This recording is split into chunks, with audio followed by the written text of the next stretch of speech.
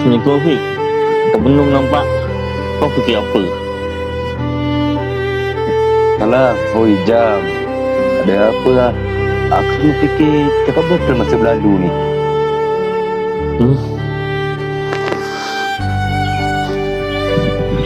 Kenapa dengan masa pula?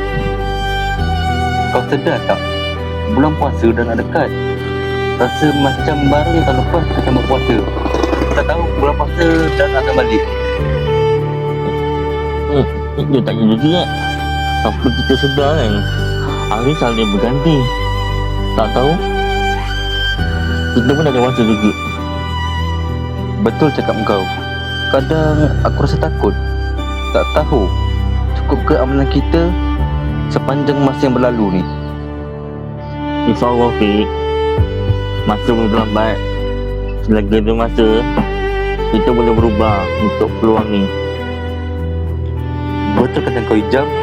Mula belum puasa yang akan datang kali ni buat kita lebih menghargai masa. InsyaAllah. Jom. Jangan biar masa berlalu. Ijam. Ya? Kenapa tu Afiq?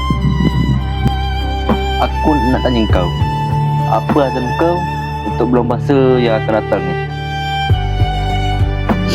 Oh, sebenarnya kan azam aku ni tenang je.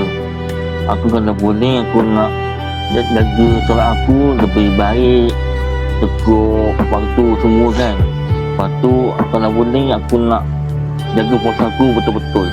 Mungkin ada dalam masa dulu aku tersilap ke apa ke kan.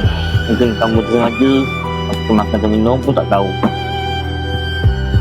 Bagus azam kau tu. Aku pula nak cuba jadi orang yang lebih sabar dan tak tanggung benda-benda baik.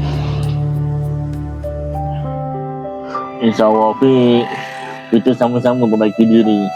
Biar masa yang lalu jadi saksi perubahan kita. InsyaAllah sama-sama kita azam supaya Ramadan yang akan datang pada tahun ini lebih bermakna buat diri kita.